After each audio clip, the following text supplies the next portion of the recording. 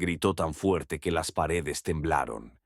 El grito de la princesa Isabel de Lozano, hija de una poderosa familia, se oyó mucho más allá de los límites del palacio. Testimonios posteriores indicaban que la sujetaban con correas y el cuchillo del verdugo tocó lo que en su cuerpo era fuente de pudor y fuerza femenina. Le cortaron el clítoris y le laceraron la carne, como para recordar que ni siquiera la sangre noble puede proteger de un castigo tan atroz. Este momento fue el principio del fin, aunque la ejecución aún no se había llevado a cabo. La mantuvieron en un calabozo, desangrándose y convirtiéndose poco a poco en una advertencia viviente para todos aquellos que se atrevieran a oponerse a la voluntad de la corte y de la Santa Iglesia. Las crónicas de finales del siglo XIV conservan fragmentos de informes de la Guardia, en los que se mencionaba: la sangre fluía sin cesar. Había que cambiarle los vendajes cada 2 horas, y el olor a hierro se mezclaba con el hedor de la herida. Los sirvientes anotaban que los médicos prescribían sangrías en pequeñas dosis 2 veces al día para limpiar los malos jugos. Aunque la condenada ya estaba perdiendo fuerzas por la hemorragia continua, se colocaban sanguijuelas en la parte interna de los muslos durante 1/4 de hora para extraer la inflamación. Se aplicaban cauterizaciones puntuales sobre el pubis, explicando que era necesario detener la propagación del pus. Se preparaban ungüentos a base de sebo, ceniza y hierbas trituradas que se frotaban 3 veces al día, pero solo provocaban un dolor ardiente. Al amanecer le daban granos de opio y, antes de acostarse, 2 cucharadas de jarabe de amapola. Todo esto se registraba en los informes médicos, donde cada observación era breve: pulso débil, lengua gris, orina turbia, sudor maloliente. Las habitaciones a las que la trasladaron después de la tortura se convirtieron poco a poco en una cámara de descomposición. El fieltro bajo su cuerpo se empapaba de secreciones, se le formaban grietas en los talones y le salían úlceras en la piel. Soldados de diferentes apellidos se turnaban en la puerta, comprobando las listas de personas autorizadas. Las llaves las guardaba el administrador de la prisión, pero por las noches, a través de un pasadizo secreto en las paredes, se colaban sacerdotes de confianza para escuchar su confesión. Isabela suplicaba clemencia, prometía donar sus tierras, pero la respuesta era siempre la misma. La ejecución debía llevarse a cabo y la ablación del clítoris era solo el preludio de la sentencia definitiva.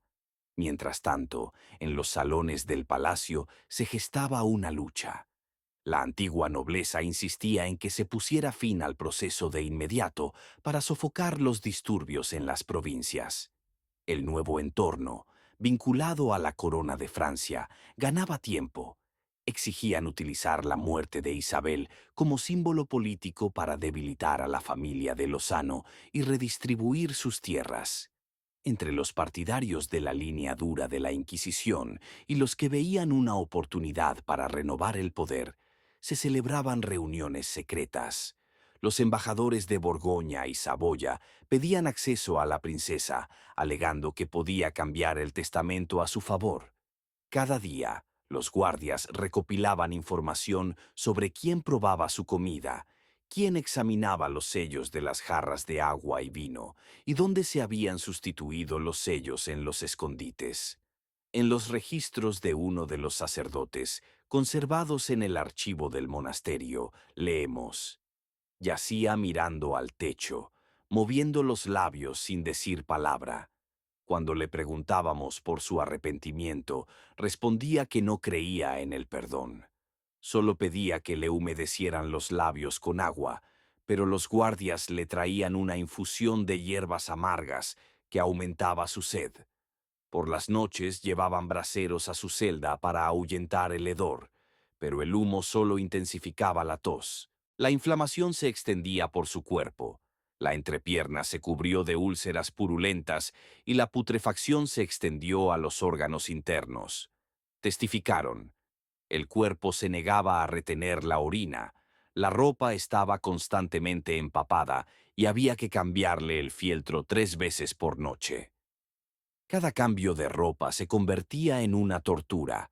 Los sirvientes la ataban con correas para darle la vuelta, y muchos se negaban a acercarse por el hedor.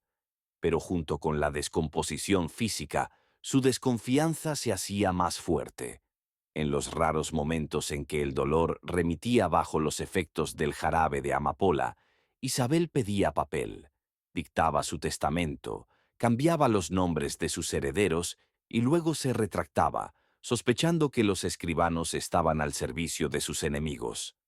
Los rumores decían que algunas de sus órdenes eran falsificadas. Las firmas eran escritas con la mano temblorosa de la prisionera, pero los consejeros cambiaban el texto.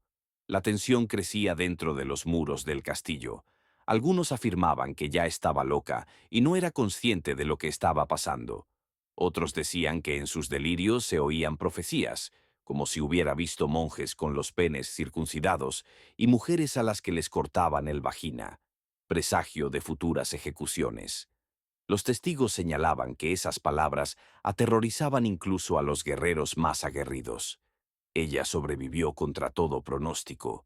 Cuando la daban por muerta, su respiración se volvía regular y abría los ojos. Su cuerpo se pudría, pero su voz aún se oía. Y eso era lo más aterrador. La princesa moribunda, cubierta de pus, seguía dando órdenes, maldiciendo a sus enemigos y exigiendo lealtad. Al final de la primera semana de su cautiverio, ya no se podía ventilar su habitación. Los guardias que custodiaban la puerta se tapaban la cara con trapos y los sacerdotes intentaban reducir las visitas. Pero nadie se atrevía a dar la orden de poner fin a su sufrimiento. La muerte de Isabel debía ser un acontecimiento político y cada bando se preparaba para utilizar su final en su propio beneficio. Y mientras en las salas superiores del palacio se celebraban reuniones sobre la herencia y el destino de las tierras, abajo, en las frías celdas, la princesa seguía pudriéndose viva, sin saber que sus sufrimientos eran solo el comienzo de una lucha mucho más amplia. Al final de la segunda semana de su encarcelamiento, la princesa Isabel de Lozano ya no se levantaba de la cama. Los sirvientes anotaban en sus informes: sus heridas se han abierto, los bordes se han ennegrecido y los tejidos están carcomidos por el pus. La entrepierna exudaba un flujo constante de líquido con un fuerte olor a putrefacción. Los intentos de cauterizar con hierro o aplicar ungüentos de sebo y ceniza ya no detenían la propagación de las úlceras. La piel alrededor estaba amarilla, con manchas grises, y por las noches salían gusanos de la herida. Los médicos continuaron prescribiendo sangrías en pequeñas dosis, 2 veces al día, asegurando que aún se podían eliminar los jugos malignos. Se aplicaban sanguijuelas en la parte interna del muslo y en la ingle, dejando marcas de picaduras y aumentando el dolor. Las compresas de hierbas se cambiaban cada media hora y se aplicaban durante una hora, pero el tejido se empapaba instantáneamente de pus. El pulso era débil, la orina turbia y maloliente, la lengua seca y la respiración sibilante. Los médicos escribieron: fiebre cardíaca, sudoración nocturna, fiebre seguida de escalofríos. Al amanecer, las gotas de opio ya no surtían efecto. Gritaba y se retorcía, arrancándose las vendas, y los guardias se veían obligados a sujetarla a la cama con correas. 2 cucharadas de jarabe de amapola antes de acostarse solo le provocaban delirios y visiones.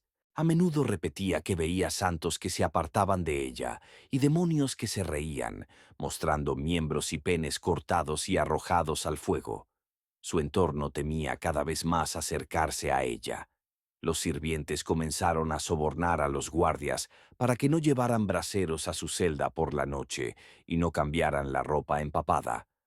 A los guardias les corrían las lágrimas por el hedor y se quejaban de que el aire de las habitaciones era más pesado que el plomo.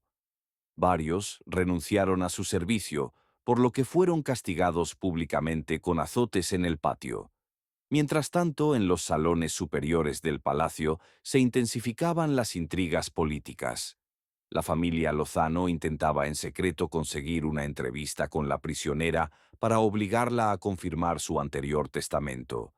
La antigua nobleza afirmaba que la verdadera voluntad de la princesa había sido falsificada por su nuevo entorno, vinculado a la corona de Francia. Los embajadores de Saboya ofrecían oro a la guardia militar a cambio de que les dejaran pasar a su lecho. Por las noches se cambiaban las guardias a las puertas de la celda. Primero estaban los hombres de la familia Montfort, luego los combatientes de Borgoña. Cada uno tenía listas de personas autorizadas. Solo el administrador de la prisión tenía las llaves de la puerta, pero los informes decían que varios sacerdotes habían entrado varias veces con Isabel sin su conocimiento. La confesión se hacía cada vez más difícil. Ella decía que no creía en la absolución de los pecados. A las peticiones de clemencia respondía que Dios le había dado la espalda. Cuando le preguntaban por la política, deliraba y nombraba a sus enemigos, ordenaba castigar a los que estaban en las salas superiores. Su voz era ronca, pero sus órdenes se registraban y algunas de ellas llegaban a las reuniones, causando miedo y confusión. Los rumores se multiplicaban en la ciudad. Algunos decían que la princesa aún estaba viva y susurraba venganza. Otros afirmaban que había muerto hacía tiempo y que su cuerpo estaba oculto hasta que concluyeran las negociaciones sobre las tierras. Los comerciantes contaban que por las noches salía un hedor de las ventanas de la prisión y que las ratas se agolpaban en las paredes. Los médicos ya le pronosticaban una muerte rápida, pero ella seguía respirando. Cada amanecer la encontraba en un estado aún peor, pero aún viva. Estaba perdiendo la vista, sus ojos se cubrían de una película, pero a veces los abría de repente y miraba a los sirvientes, obligándolos a cruzarse y apartar la mirada. En tratados posteriores se escribió: su cuerpo estaba tan consumido que los médicos no podían tocarle la entrepierna sin tener arcadas. El hedor era tan fuerte que las velas se ennegrecían y se apagaban. Pero incluso en ese estado, intentaba dictar nuevas disposiciones para su testamento, cambiando la distribución de las tierras. Esto provocó nuevos conflictos. Unos exigían acelerar la ejecución, otros la retrasaban para utilizar su nombre como arma. En informes secretos se decía: cada día de su presencia en el mundo de los muertos, con el cuerpo muerto pero con la voz viva, mantiene aterrorizada a toda la nobleza. Fue entonces cuando surgieron las primeras sospechas de que algunas de sus palabras eran falsas. Los copistas añadían los nombres de los herederos más convenientes, atribuyéndoles sus palabras dichas en delirio. Los guardias registraban las visitas nocturnas de los escribas que abandonaban la celda con los pergaminos sellados. Isabel se pudría y gemía, pero su nombre ya se había convertido en objeto de comercio y amenazas. Cada nuevo día de su tormento aumentaba la intensidad de la lucha, y ella seguía existiendo, como un recordatorio de que la descomposición física no siempre significa el fin del poder. La tercera semana de encarcelamiento fue el momento en que su cuerpo y su mente comenzaron a separarse definitivamente. Isabel la de Lozano ya no podía sentarse ni hablar con coherencia, pero aún seguía viva. Los guardias anotaban: tiene los ojos turbios, respira con silbido, los labios negros y la lengua hinchada, que no cabe en la boca. Balbuceaba, pero esos sonidos se interpretaban como órdenes. Los escribanos se inclinaban hacia su rostro y afirmaban que oían nombres, órdenes, maldiciones. Otros juraban que eran delirios sin sentido, pero los papeles con sus palabras seguían multiplicándose y, basándose en ellos, las partes se repartieron las tierras de Lozana. El estado físico se convirtió en un instrumento de miedo. Los informes decían: la carne de la entrepierna se ha separado, los bordes se han ennegrecido y por dentro hay gusanos. Los sirvientes intentaban lavar las heridas con vinagre, pero el olor solo se hacía más fuerte. El pus se filtraba incluso a través de los vendajes y goteaba al suelo. Las ratas nocturnas roían la tela, y una vez un sirviente, al dar la vuelta al cuerpo, observó marcas de mordiscos en el muslo. La cama en la que yacía se había podrido, y las tablas que había debajo estaban cubiertas de mucosidad. La ropa de cama se cambiaba a diario, pero cada vez que se cambiaba se empapaba en pocas horas. Los sirvientes comenzaron a sortear quién debía entrar en su celda. Los que se negaban eran azotados. Varios sirvientes murieron de fiebre y se rumoreaba que la enfermedad se transmitía por la contagiosa carne de la princesa. Su mente abandonó definitivamente la realidad. Susurraba sobre santos que se convertían en demonios, sobre mujeres con los pechos y el útero cortados, sobre monjes con agujeros en lugar de rostros. A veces gritaba que oía las risas de sus enemigos, que festejaban junto a su cama. Los sacerdotes registraron estas palabras como prueba de posesión y exigieron que se acelerara su ejecución para limpiar la tierra de la impureza. Pero los consejeros del rey no lo permitieron. Veían en su tormento una ventaja política. Cada noche de su descomposición en vida era tiempo para negociar, tiempo para presionar a la familia Lozano y a sus aliados. Los rumores sobre su sufrimiento se extendieron por toda Europa. Los embajadores de Florencia y Nápoles escribieron sobre la princesa viva muerta, cuyo cuerpo se pudría en el castillo. Los sirvientes contaban que por las noches las velas crepitaban en su celda y se apagaban por el hedor. Uno de los guardias juraba haber visto cómo un gusano salía de su boca y caía al suelo. Otro decía que la oía reír en la oscuridad, aunque tenía la boca tapada con la lengua hinchada. Su cuerpo se convirtió en un símbolo. Los guerreros murmuraban que mientras ella no muriera, no habría guerra. Pero eso también era aterrador. Su muerte se posponía, como si ella mantuviera el equilibrio. Cuando los médicos se reunieron una vez más junto a su lecho, anotaron: el cuerpo desprende un hedor cadavérico, pero el corazón late. Esto dio lugar a nuevos rumores, que estaba maldita, que ni la muerte ni Dios la aceptaban. Y sin embargo, cada mañana su nombre volvía a resonar en los salones superiores. Los consejeros discutían quién se quedaría con su herencia. Los papeles se multiplicaban, las firmas se ponían con mano temblorosa, pero ya nadie podía decir dónde estaba su voluntad y dónde la falsificación. Isabela se pudría y deliraba, pero seguía siendo el centro del mundo. Su respiración, entre jadeos y gemidos, era el eje de la lucha política, y todos sabían que su final no sería una simple muerte. Sería un destello que cambiaría el destino de casas, provincias y, tal vez, de todo el reino. Los guardias observaban que la respiración de Isabel se había vuelto rara y sibilante, con pausas de 10 a 20 latidos. Los médicos señalaban: piel amarilla, labios azules, ojos turbios y que no se cierran ni siquiera cuando duerme. Su cuerpo ya no reaccionaba a las inyecciones, pero su corazón seguía latiendo. Apenas hablaba, solo emitía algunos sonidos. Pecado, luz, llama. Los sacerdotes le llevaban la confesión todos los días, pero nadie estaba seguro de que los oyera. Quedaban dudas. ¿Perdonaría Dios a una mujer a la que le habían cortado el clítoris en la plaza como signo de libertinaje? Algunos insistían en que su sufrimiento lo redimiría todo, otros que estaba condenada. Su perineo se pudría por completo.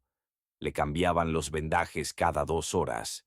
Los médicos escribían: las úlceras se han extendido hasta el ano y la ingle, los tejidos se desprenden a trozos, el olor es insoportable. Las sanguijuelas que intentaron poner en el muslo se desprendían muertas. Dejaron de practicar sangrías, ya que la sangre no se coagulaba y salía sola. Los sirvientes se negaban a entrar en la habitación. Los nuevos se reclutaban entre los mendigos, prometiéndoles la exención de impuestos. Varios murieron de fiebre al cabo de 3 o 4 días de servicio. Corrían rumores de que el cuerpo de la princesa era contagioso. Mientras tanto, alrededor de su lecho se libraba una lucha encarnizada. Las viejas familias insistían en que sus firmas en los testamentos no eran válidas, alegando que no estaba en sus cabales.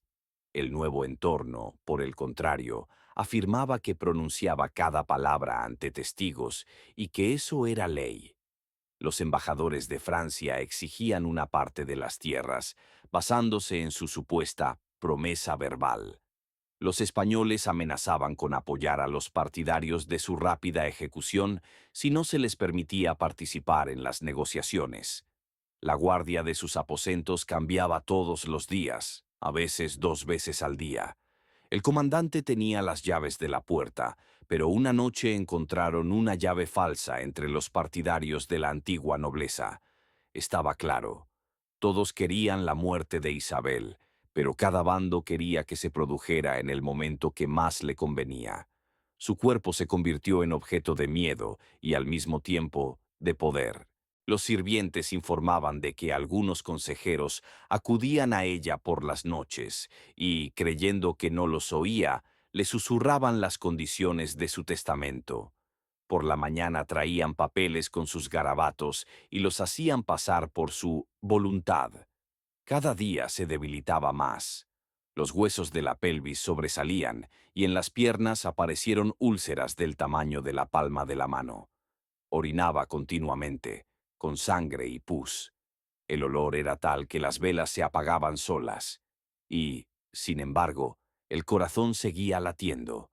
Una noche, según consta en el informe de la guardia, abrió bruscamente los ojos y gritó, aunque tenía la lengua hinchada: «¡Mienten!». Después volvió a caer en el delirio. Pero ese mismo día, sus antiguos allegados aceleraron las negociaciones.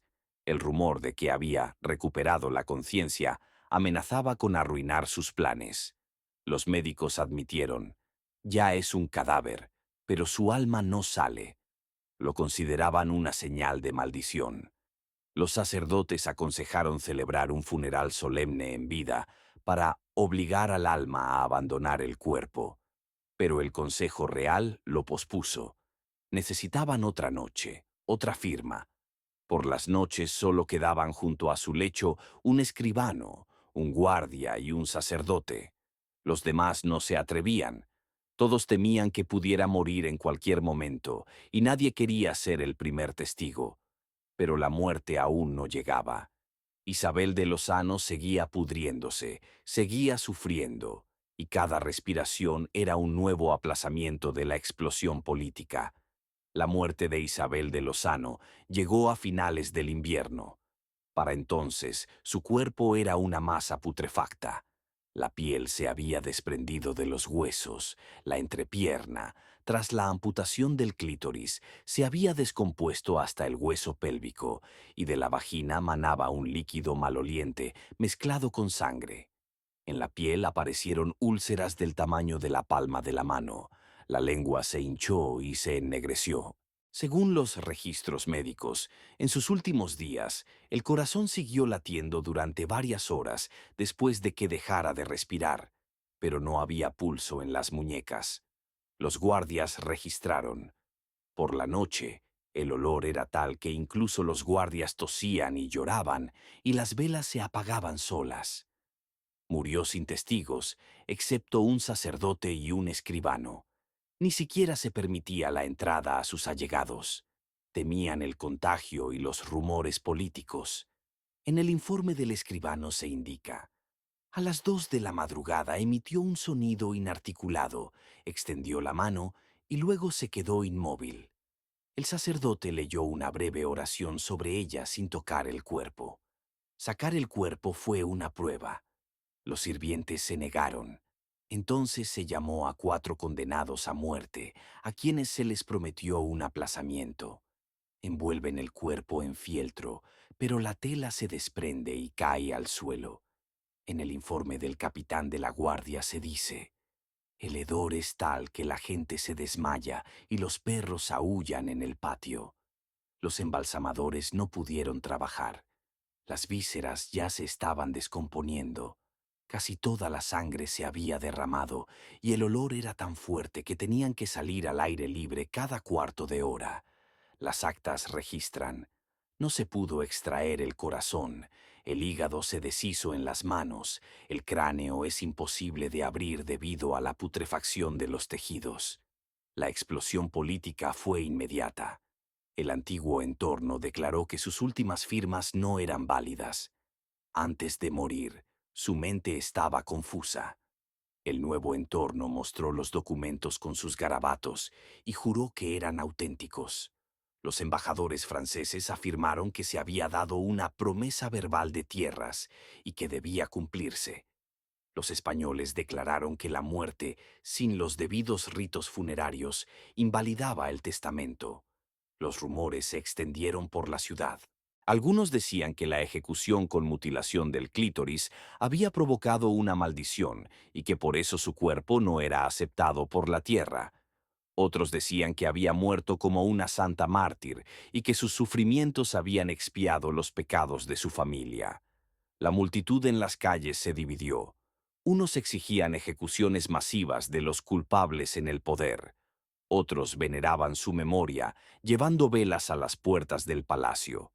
Las crónicas señalan que durante los primeros 7 días después de su muerte se cambiaron 3 guardias, se descubrieron 3 testamentos falsos y 2 grupos de la nobleza comenzaron a prepararse para la acción armada. Así, la muerte de Isabel de Lozano, humillada y mutilada en una ejecución pública, no fue el final, sino el comienzo de un nuevo caos. Su cuerpo en descomposición fue llevado a un monasterio, pero incluso allí los monjes se quejaban del hedor que se mantenía durante semanas. El pueblo no la recordaba como una princesa, sino como una mujer a la que le habían cortado el clítoris en la plaza y que se pudría viva en sus propios aposentos.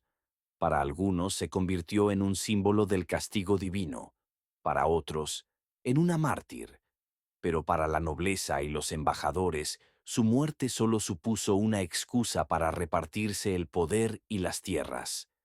Así terminó una vida que comenzó en la grandeza y terminó en el aislamiento, la suciedad y el miedo.